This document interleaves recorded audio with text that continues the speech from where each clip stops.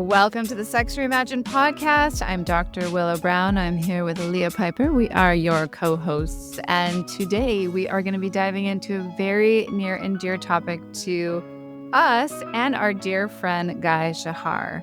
There is a place inside of everybody's body that holds the key to healing, awakening, and profound pleasure. But nobody ever taught us about that. So that's exactly what we're talking about today. So tune in, turn on, and fall in love with Guy Shahar and Sacred Spot Massage Ritual. Welcome to the Sex Reimagined podcast, where sex is shame-free and pleasure-forward. Let's get into the show. Welcome, Guy. Thanks for having me on the show. Well, this is a conversation I've been wanting to have for a long time, and I was realizing the other day that I don't think we have ever done a dedicated episode to just talking about Sacred Spot Massage Ritual. And for those of you listening who've never heard of that, it's probably the most popular tantric ritual that's the cornerstone of most tantra teachers' curriculum. And of course, there's so many different rituals under the sun when it comes to Tantra, but this one has had a ton of buzz and a lot of transformational experiences attached to it for like the last 30, 40 years. And all of us, Willow, Guy, myself, have been deeply involved in the practice because we've all trained under Charles Muir, who is the originator of Sacred Spot Massage. And so I want to sit down and kind of have a roundtable discussion about how it's affected our personal lives and the lives of our students and what it was like when we first stumbled into its magic. So, Guy, how about we start with you? When was the first time you heard about Sacred Spot Massage, and how was it different from what you heard about G-Spot Massage? Were the two ever crossovers with each other? I don't think I ever knew that there was a difference or really knew about any of the spots, but I believe that my first exposure to it, I think I must have been 15 or 16. And this is actually kind of how I discovered the work of Charles Muir without actually knowing that I was discovering the work of Charles Muir.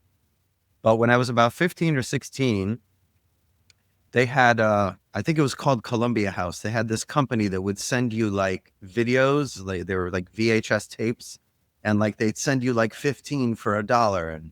And so I had gotten some of those sent to our apartment, and you know, you pick a few that you like, and then out of this catalog that they would send you in the mail, and you know, I picked the ones that I wanted, and I still had a few left. So I'm like, okay, well, what else do I want for my 15 videos? And I'm kind of going through it, and I saw this video. I don't remember the exact title, but it was like the secrets of, you know, sexual ecstasy or something like that, and it had the photo on the cover, and I'm like, well, this sounds interesting.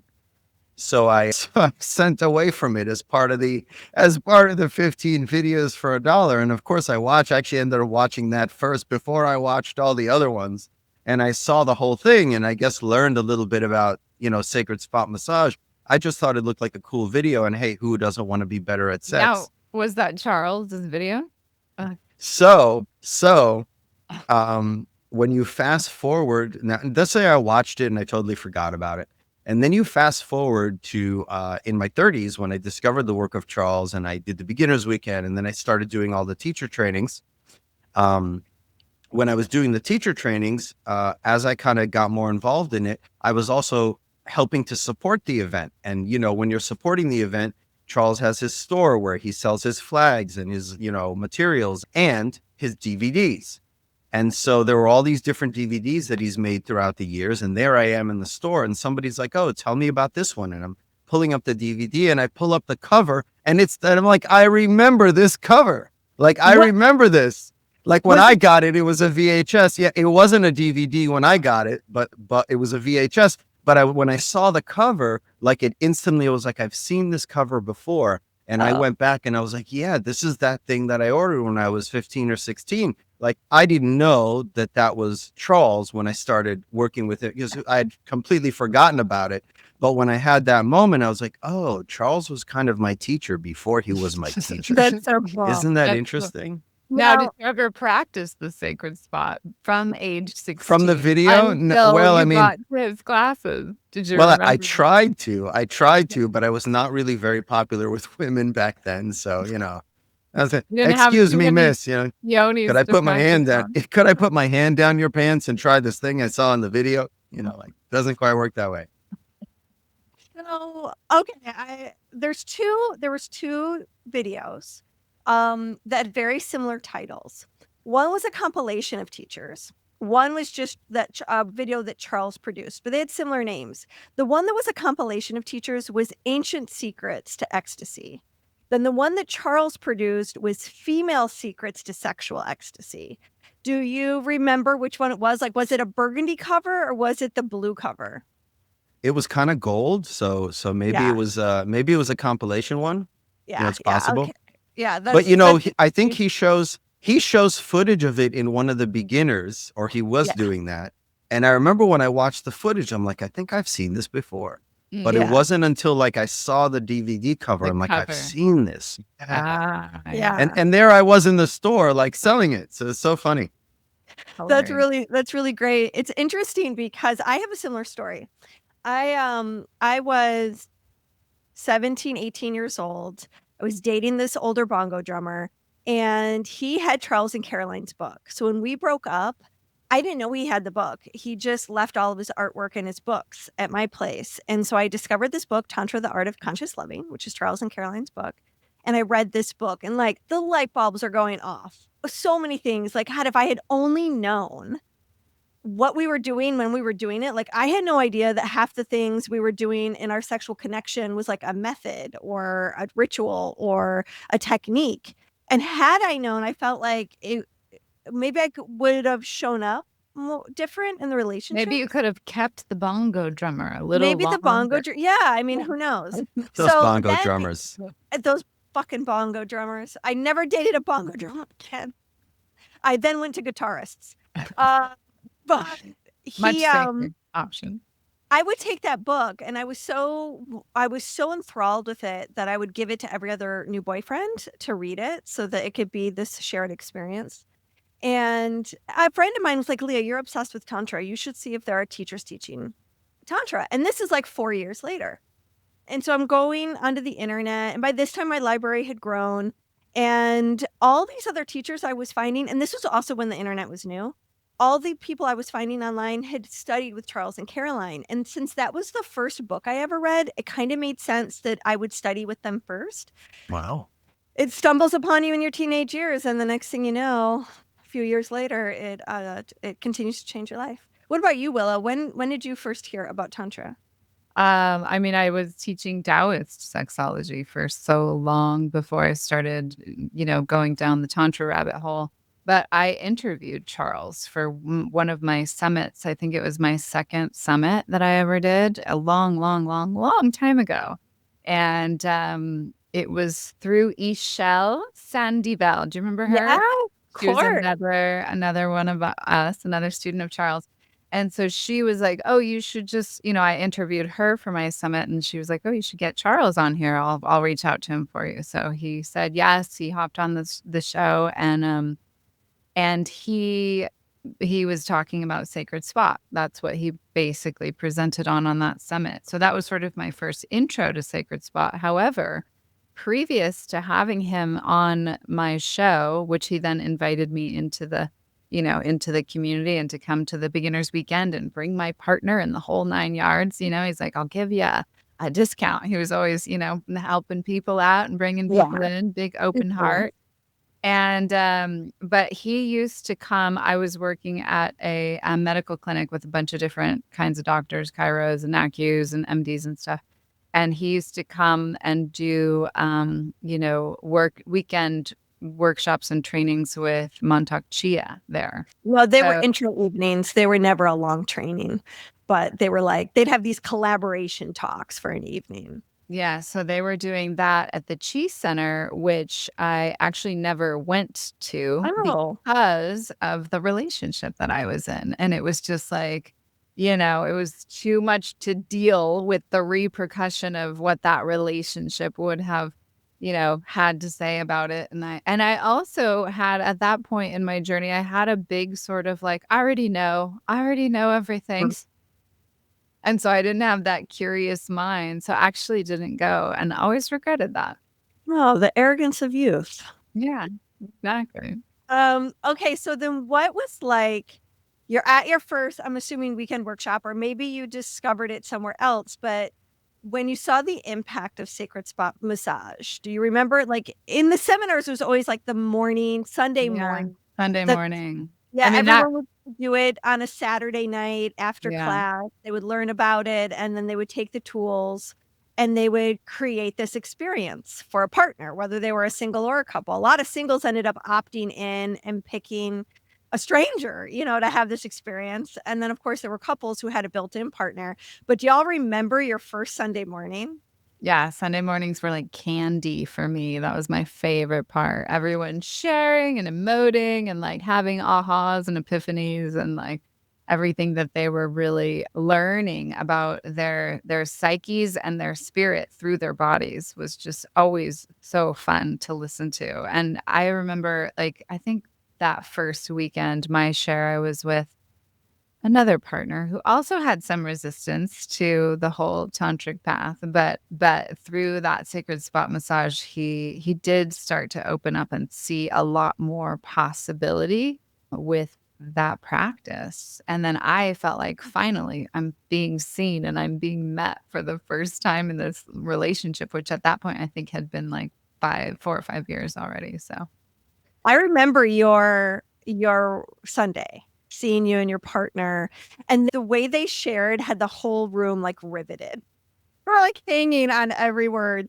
And you could see the emotion in Willow, like so much tenderness, feeling like really seen. And then your partner would just, he was, I think if I recall correctly, he described like kind of being challenged in the beginning, but then he rise to the occasion. And it was like this hero's journey that he had. You both just spoke so beautifully. I know, like there wasn't a dry eye in the room. yeah. What about you, Guy? I was just thinking about that. I don't remember my beginner's weekend or what, or who I practiced with or how that all panned out. There's been so many beginner's weekends and trainings and things since then. So I wish I did. But do you remember being impacted by anyone's share? I mean, at this point, I guess that would have been 13 years ago. I think all the shares are always, it's a very impactful moment when people first experience this, this practice. I remember that my first experience is I did the weekend, and like, I had one of these experiences where I knew instantly I'm signing up for teacher training. Oh, really? Like it was like, of course I'm gonna, this was awesome. Of course I'm going to do the teacher training. There wasn't even a question. Right. So that was kind of what I took out of it, and I was on a path of exploring with many different teachers and different modalities. So like, of course I was going to take this teacher training either way. Yeah, it all lined up. I remember walking into the classroom and going, oh, I'm home. Like these people speak my language. And I was also scared shitless because I didn't know what was going to happen. Like, am I walking into this crazy lion's den and everyone's going to get naked within the first hour? And that was going to freak me out. So once I realized that I was safe, and then the conversations I was having with the other students, it was like, oh, I've been craving this my whole life, to be able to talk about this, and feeling like I was meeting people who were asking the same kinds of questions about love and intimacy and God as I was. And so there was a real feeling of homecoming. And I was a single. And I was in a relationship at the time, but he was broke. And so he wasn't there with me. And I was kind of at that point in the relationship where I was like, I'm not paying for this. Like, you've got to get your shit together, and either you're in or you're out. So I went with no expectation of like doing any of the practices. And I don't think I fully realized that there was an option on Saturday night to have this experience as a single. And I remember going around the puja, which for those of you who don't know, you should definitely go take a Tantra Speed Date experience if you're single, because this exercise is really kind of replicated and then refined. And Tantra Speed Date, if you've listened to our other episodes, Guy is the creator of that, and Willow is one of the facilitators. Anyways, I was going through one of those meditations that we call them a puja. And I was just really connecting with a number of the men, single men that were in the group, like really feeling I could trust this person. I feel safe with this person. I see this person's soul. There was a feeling of like, oh, I would actually pick. I had at least 3 people I could choose that I knew I could have had a really amazing experience with. But because I was in this other relationship, I didn't allow myself to experience the ritual. And there was something really hungry in me. There was a deep conscious and also unconscious healing that I knew I needed, that I knew this ritual was the answer to. And that came home to me so clearly at that weekend, that there was something inside of myself that I felt like was driving me my whole life, and I was going to get the answer through this practice. So I gave the practice to myself, but I was listening to the single share on Sunday, and I was listening to the breakthroughs that they had with these perfect strangers. I was listening to their hearts open, to the tears fall, to the trust they created with each other, to the depth of intimacy that they were able to experience with someone they didn't even know. And it blew apart all my preconceived assumptions of what you needed in order to trust the opposite sex to have a profound intimate experience, like all the categories and all the things that had to be established in order for something special to occur.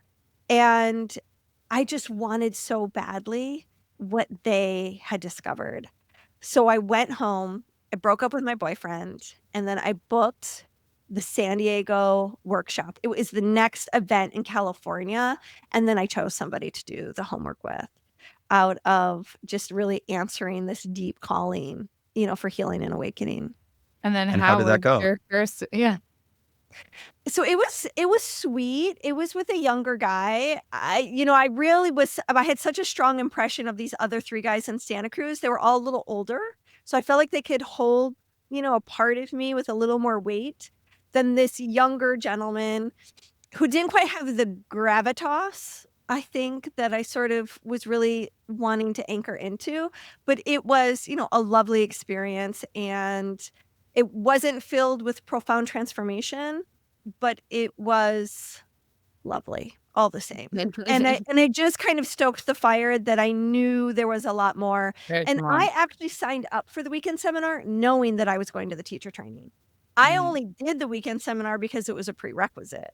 Mm. So then once I got to the teacher training and we had 4 more assignments, and this time it wasn't women's choosing as a single. At the weekend seminar, it feels a little safer because the women choose, where, as you both know, at the teacher training, you pull a tarot card and you find your perfect partner with all of its amazing lessons within those cards. And a lot of things, continued to get unpacked for me. And then, of course, Charles and I ended up in a relationship. So I was regularly getting sacred spot massage. And then it was like a full on 3 to 6 years of some very deep transformational healing work that helped me resolve a lot of childhood sexual trauma. Mm-hmm. So powerful. It's just such Mhm. incredible testament to the work when you do it consistently and regularly, like how quickly the transformation can happen. I mean, the level of sexual trauma that you experienced as a kid for a long period of time wasn't just a one-time thing. Like you moved through that, like 3 to 6 years, that's pretty short time. Some people spend their entire lifetimes Mhm. chasing that healing and never get it because, as we know, the issues are in the tissues. And until we get into the tissues and start to clear that trauma from inside the soma, it's always got a little hold on you. And now, Guy, you lead regular sacred spot massages at the Tantra Loft in New York. So I'm guessing that a lot of people who are coming to that on a regular basis, they've done plenty of it. But I'm curious, like, what's still unfolding? What's still awakening for them? What kind of healing is still happening after doing it for regular, long periods of time? Yeah. So we hold a sacred spot practice night here monthly. And I think it is the experience of healing and of being held in community. We get, because, in the beginner's weekend and in the teacher trainings, like, you don't actually do the full practice in the room. You get your partners, like Leah was saying, and then you go to your, somebody's hotel room and you do the practice in private. So on the Sacred Spot practice nights, we all do it in the same room together with each other, next to each other. So it's a more communal experience because you can hear your friends and we're all in the same room. Sometimes something funny happens and we're all laughing together, whatever it is. And by the end of the night, nobody wants to leave because it feels like, very yummy and juicy in there. And I think that the experience of touching another human with a loving and clear intention, and then doing that, having pairs all over the place doing that together at the same time, has great power and tremendous power to not just to heal an individual, but to heal a group, a society, right? Yeah. So I think that has been very powerful. It's been our favorite thing that we do here out of all the events that happen. Oh, really? That's really sweet. Who is it for? Because I know it's not just open to the public. So it's for trained practitioners, and there's a conversation to see if someone has enough training. If someone has attended at least one 10-day CTE training with Charles, then they can come. If they haven't, or they've attended something equivalent, like not through Charles, then, we'll have a conversation and see if it makes sense for them to be here. Yeah, that's really, really sweet. I think we should talk a little bit about what is this ritual that we're talking about. And I think one of the most profound elements of the ritual is that you're separating the roles of giver and receiver.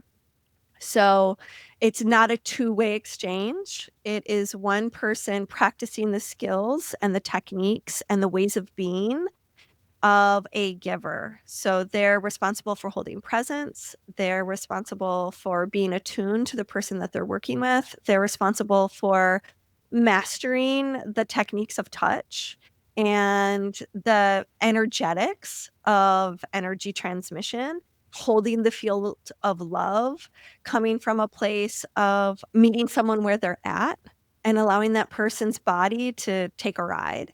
Holding space without an agenda. So it's not just about, okay, let me produce an orgasm for this person. It's about, let me just be here with my loving touch and see what happens.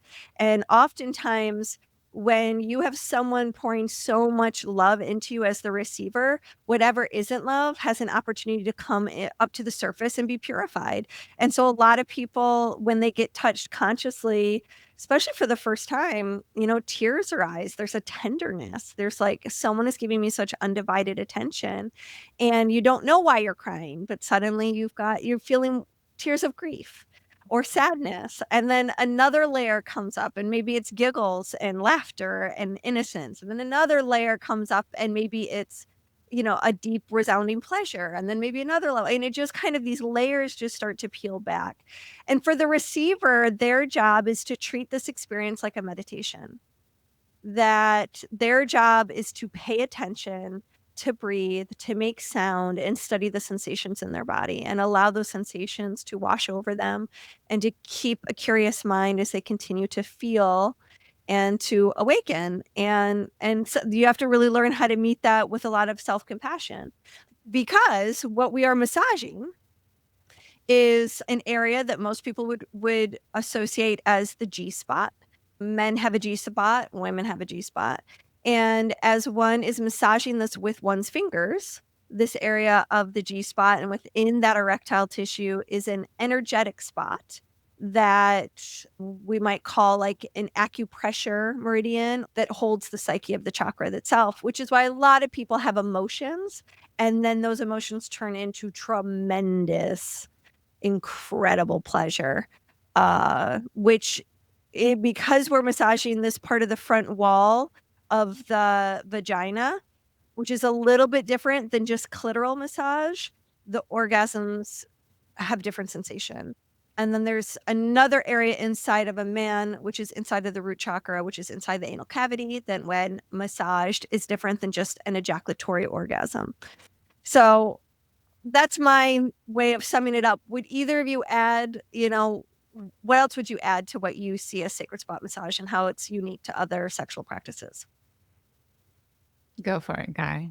Well, I think the one is that you've keyed in on is that it is a practice, right? It's not like, oh, we're going to do this as a foreplay or, it's a practice. And I think one of the keys is separating out the giver and the receiver, right? If you're going to learn how to do this, well, you have to learn how to give, you have to learn how to receive. So it's an excellent tool for learning because most sex that people are having, you're giving and receiving simultaneously. And it's very rare that someone actually learns how to have sex or how to work with sexual energy in a way that isn't simultaneously giving and receiving.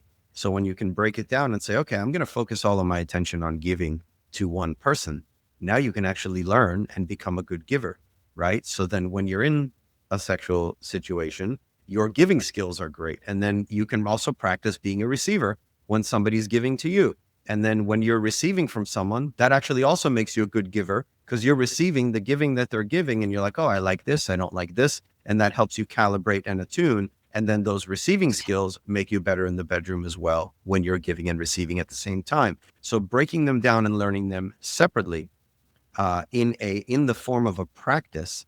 And I think that it's brilliant that it's a practice because like, oh, I don't have to do this with my romantic partner. We can do this as practice buddies. We can do this as I want to learn and I want to become a better giver and you want to receive or we can vice versa. And we can swap directions, whatever you want to do, but it enables you to learn and to practice. And it's not a romantic thing, right? It's a way to take the connection and the intimacy and the sexuality of it and say, oh, this is okay. And it's different from a romantic thing. I don't have to be romantically involved with someone to receive a sacred spot session from them or to give a sacred spot session with them. And I'm learning. Mm-hmm. Yeah, I love that you're highlighting that giver receiver because I mean, I've been a body worker for a couple decades now. And, when you're in massage school, you have to receive massage in order to learn what feels good on my neck and shoulders. Oh, what are you doing back there? I like what you're doing. I want to learn how to do that. That makes you a better giver. So I think that, and I also, want to say, like, generally speaking, everyone's not very good at receiving, but particularly men are not great at receiving. And so to open up this platform and to open this up as a container, a practice that you step into, it really is a phenomenal, powerful way for men to learn how to receive. And then, of course, in turn, they become better givers. I've had so many men receive sacred spot from me alone or me and another woman and just be in tears of relief and gratitude and like, wow, this is what it means to receive. Oh my God, like I now know what that means viscerally in my body. And it's just so beautiful to witness the like somebody really experiencing all of what their body was built to experience. A lot of times when people are receiving sacred spot for the first time, that energetic acupuncture or acupressure, it's not an acupuncture point. It's more of, but it kind of feels like an acupuncture point. It's got like a little indentation, it's got like a little softness to it. And it's about 3/4 of the way back along the G spot. So your finger kind of plops right into this spot. And for a lot of receivers, it can feel numb. It can feel like nothing at all. It can feel like shards of glass. It can feel like incredible pleasure. It can feel like it makes you want to go pee. Like it can have all these different sensations. And depending on what your sexual history has been, if there's been trauma or you've just never had good sex or you've had tons of good sex, you might feel different sensations based on where you've been on your journey so far with sexuality. Like even beyond sex and sexual trauma, like how do I feel about my body? How do I feel about being in the feminine role? How do I feel about being in the masculine role? There's all these different layers of sexuality that we don't think of as sexuality, but it goes beyond. It's like, oh, who am I even as a soul, as a person? Like, am I a confident person, or am I, really insecure as a person? All of those things can come up and show up and move out through sacred spot massage. Basically, when we're touching that point along the G spot, the G spot is a length. And so it's on that point back there, about 3/4 of the way back. Again, we are touching the second chakra, Svadhisthana, the home of the true self, So when we're touching that place inside, we're awakening somebody's most authentic, truest self, aka essence. And coming from that Taoist perspective of sexual energy, meaning Jing Qi, and Jing Qi meaning essence, all of those things meaning the same thing. Like, when I first came to this as a practice, having had all of that Taoist foundation behind me, it was just like click, click, click, it made perfect sense. I think also what you're speaking to, what you're naming, is what's, I think, unique about Tantra, and specifically this practice, is it does have a sacred vibration as the foundation of the practice itself. I think that's why the word ritual is connected to it, is because it feels special and ritualistic. There are things you do to make it special intentionally. That could be in beautifying the space, maybe lighting candles or incense, having intentions prepared, making the celestial palette lovely and nice. You do things, you dim the lighting, you do things that make it out of the ordinary from a different sexual experience. It really sends a lovely message to the receiver that you matter, you're worth making something special for. And it really immediately sets the tone for the experience. I think it brings a sense of tenderness and a deeper connection to the practice. And I think many people are actually hungry for something that feels spiritual, that can be connected to the bedroom. Because most of us haven't had an example or a tradition or a reason to bring, like, spirituality and sex into the same room together. I think that's really answering a very deep desire that many people can't put a name to until they start studying this for the first time, which is why I think things like sacred spot massage provide a higher percentage of transcendent experiences to people's reality through the practice itself. There's just a feeling of specialness, and people have all sorts of different belief systems that they can weave into their practice. And even if you don't relate to being a spiritual person, there's something that still feels like something extra sweet, something that feels like connected to nature. Like, this thing that feels bigger than you is still present in the experience, which is why I think it makes it a unique thing that people don't know they crave it until suddenly they experience it and they're like, this is what I've been longing for. I had that experience you were speaking to, Leah, of going to the beginner's weekend and being like, I'm home. I had that in my level 1. I was like, I am right where I need to be in the world. Like, this is, Yeah. I think, was like 3 years later after my beginner's weekend, or 2 or something like that. So, that's another thing to keep in mind, is like, it is a practice. It's ongoing. You keep coming back home to it, and you keep learning more about yourself as a giver, as a receiver. I feel like nothing will train you to be better attuned to your partner than sacred spot massage. Like, it's just, you have to be paying attention to what's going on with the person that you're working on, whether you're working anally with a man or vaginally with a woman. And also do pelvic floor release work, which is quite different than the sacred spot massage ritual. It's a lot more therapeutic, and we're talking to the tissues, and we're basically unraveling all these stories that got stuck inside of the vaginal canal and the vaginal wall. What I love about the difference between these two is the sacred spot massage, there's a lot more encouragement to breathe and to sound, and to not get into a bunch of, like, well, how long has that been there? And what is it related to? And, not really unravel a bunch of story. I think both are super important at different points in the journey. And so, even being attuned to that, like what a woman needs at that point in her journey of healing, or man for that matter. Guy, could you speak to a little bit of like the vulnerability that might be unique to this practice? For a man? Yeah, man or or a woman, woman. or both. Well, I mean, I can speak from the man's point of view because up until now, I've spent the majority of my life as a man.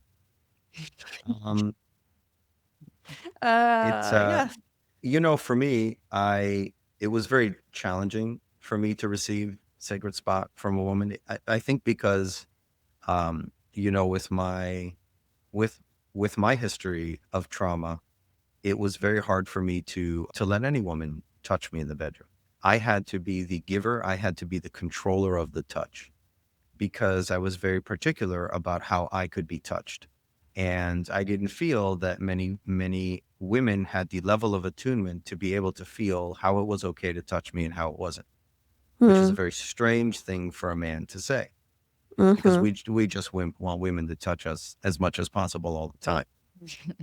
But I was very particular about the touch. And so my strategy for dealing with this situation is that I just made myself the giver. Well, what I'm going to do is I'm going to focus on being the best giver I can be. And if I'm the one always giving pleasure, then I don't have to receive. Right. Yeah. And I'm not saying that I made this agreement consciously. It's just I don't want people touching me. I just like, you don't know how to touch me. Don't touch me. So I was like, I'm going to be the toucher. You're going to be the touchy. And I remember that and this was great because it gave me wonderful skills in the bedroom and women would enjoy their time with me. And what would happen is like anytime they would try to touch me, like I was smooth and I'd find a way to kind of just gently redirect it back to them and just give them so much more pleasure. They completely forgot that a moment ago they were trying to give some pleasure back, if you will, and just made it about them. So when I started when I did the teacher training in particular, it was a challenge to now I got to lay down and let this other woman touch me. And like, of course there's verbal and you say, hey, I want this. I don't want that. Please do this. Use a lighter stroke. There's an adjustment in the communication process. Nobody's going to touch you in a way that you don't want them to touch you, but it can be very vulnerable as a man who is used to being the doer to just relax and let a woman work her magic. It took me a long time to get to that place where I'm just going to be okay, letting her touch me. And then, as I kept doing the trainings, it got a little bit easier, but still not 100% because also that means that you have to trust a woman. And, if you're a guy that has had a lot of early trauma surrounding women or a lot of rejection wounding, it's really hard to trust women because let me tell you something you might not be aware of. Women can be cruel. Yeah. Especially girls when you're in school. Yeah. They can be very, very cruel and including resentful wives that have been around for a long time. There's a lot. Yeah. There's a lot in there that comes to us as men and as boys that I don't think people realize that is a great deal of what makes our makeup and who we are. It certainly did for me. I was very angry at women for a very, very long time because of how I was treated as a child. Right. Yeah. And so when I look back and see how angry I was, and I'm like, oh, but look how these girls treated you in school. Like, how could you grow up and not be angry at women because of what happened over here? And then you go out and then women experience you as angry and they're like, the problem is men. Men are just awful, angry people. It's like, well, you look at the experiences, you'd be like, this behavior makes sense. So I had to work on myself to get rid of that. And then only when I got rid of that could I even begin to try to trust a woman, because my experience of women is that they're cruel and they will destroy you at every chance that they get emotionally. Wow. I had some really horrible women against me in school, public humiliation. I got a lot of stuff in school. So it took me time and many, many sessions to trust. And actually what enabled me to become a better receiver was when I started working as a DACA and giving professional sessions, right? And working with many clients, and everybody's body is very different. And I remember I had this very, very fascinating experience with trust in one of my sessions. It was relatively early in my career as a DACA, and like I've worked with hundreds and hundreds of people now, but this was kind of early on. Maybe I'd only worked with about 30 or 40 clients, and I'm working with this woman, and and I'm aware of my past and that I was angry at women and la di da, and then she kind of stops in the middle of the session, and she says, I have to stop. I have to stop. I'm like, okay, what? And she said to me, she says, I don't trust you, And so I was taken up, like, nobody ever said that. Like, we're there and she's naked and and I'm showing up in a very loving way. And, Charles says, you put your ego aside, you step into this medicine man role. And she said to me, I don't trust you. I don't trust you. I said, okay. Okay. And this was, I think this was after Me Too had happened. So I'm like, the last thing I need is somebody telling me I'm, doing, no, that's not my intention here. And she sat up for a minute. I said, okay. And then it took me aback. So then when she said that, I'm searching in here. I'm like, am I being untrustworthy? Am I being creepy? Am I trying to take something from this world? Like, I'm checking in, like, is there anywhere in here where I'm doing something not the way I'm supposed to do? And my inner wisdom said, Guy, no. It said, you are fucking showing up for this woman like probably no man has ever showed up for her. You are 100% in integrity. You are showing up as the medicine man, and you're making it about her, and it's 1,000% about her. And when I got that knowing in my body, and I'm like, oh no, I'm showing up, these words came out of my mouth. She says to me, I can't trust you, or I don't trust you. And I said to her, okay, you don't trust me. I said, is that because I'm untrustworthy, or is that because you can't trust? And she took a moment and she said to me, Guy, I can't trust. Oh. And I said, okay, we can work on that. Right. Mhm. But it was that moment that I discovered that in the giving of the sessions and the helping women heal from experiences that they had had with men, which might have been the things that I did when I was in my younger years, like just the anger and the dealing with the aggressiveness of men, that like I was actually healing myself and teaching myself how to trust. And I realized, oh, like, trust is not that like, oh, somebody out there has to be safe. Of course they have to be safe. But that was the beginning of having done so much work that I'm like, okay, you know what? I actually trust me now, and I trust my body. And so Mhm. when I meet a woman now, I'm like, yeah, just touch me any way you want. And if I don't like it, I'll tell you, or I'll adjust you.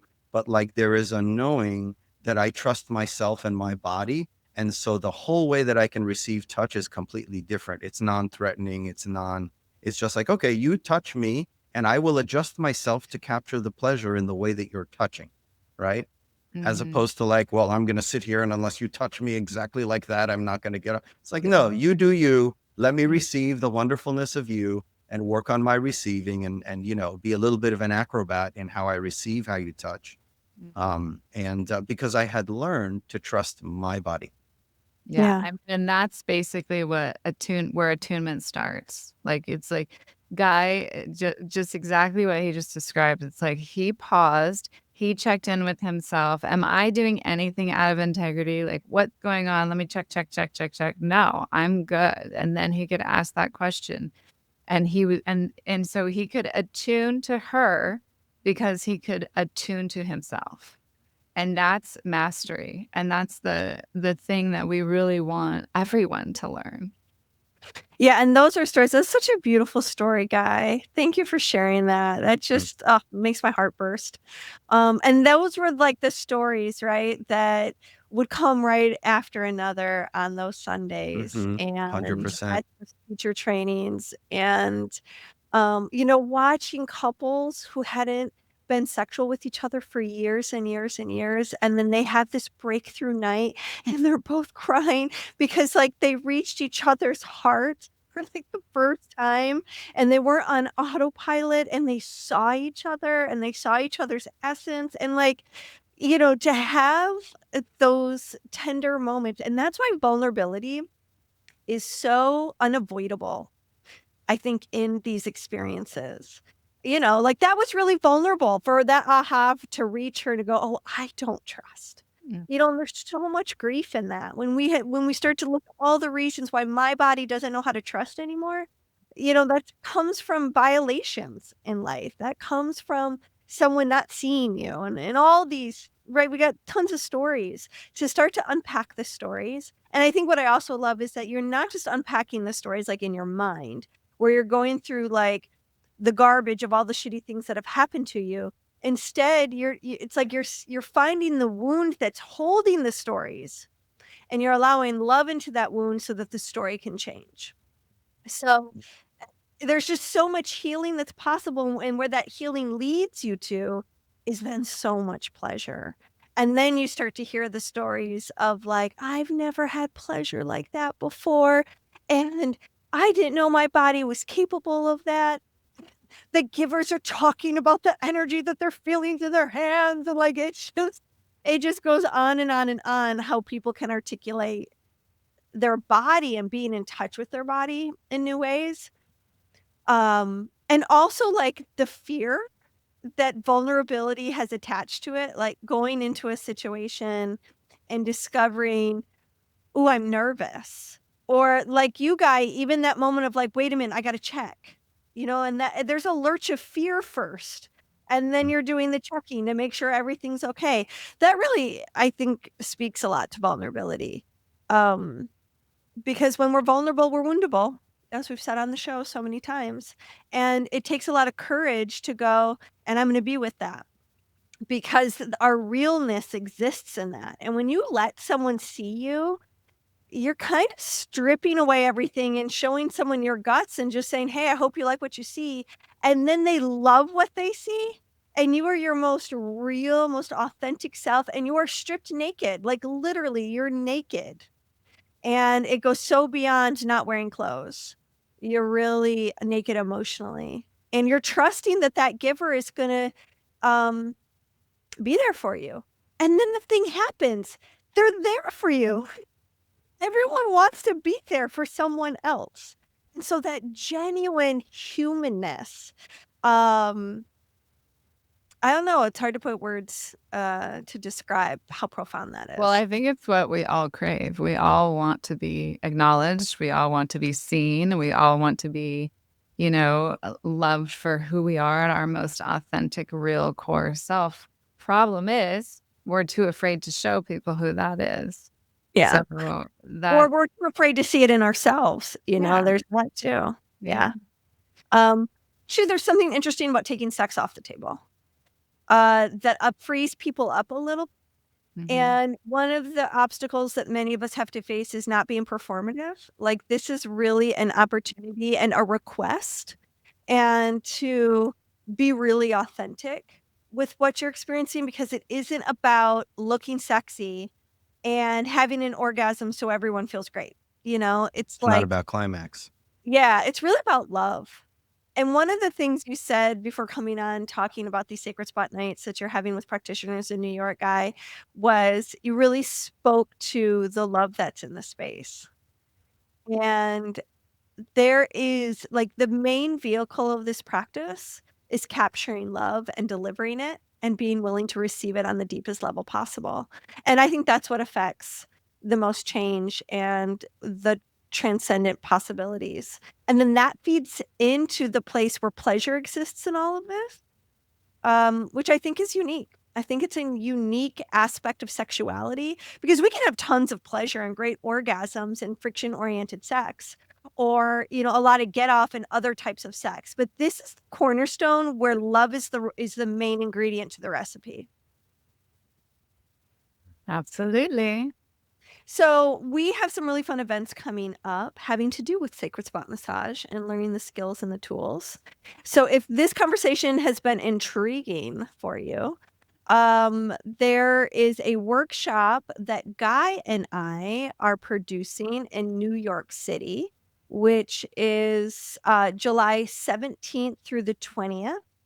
and that is open to singles and couples. It's going to be at the Tantra Institute. You can go to sexreimagined.com/events and register for that or get more information for that event.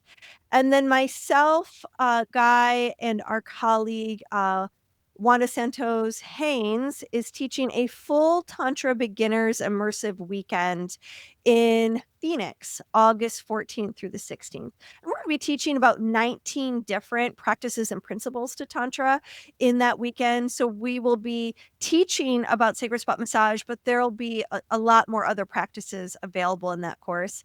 And then one event that Willow and I are super excited about in Craftsbury, Vermont. Now, this one is just for couples, and we're going to be doing an introduction to Tantra, which is a 2 to 3 hour class on Friday, September 25th. And then we have a couples only retreat on September 26th and September 27th, where we will be focusing the entire weekend on sacred spot massage for couples. Anything the two of you want to add about those events we've got going on this summer?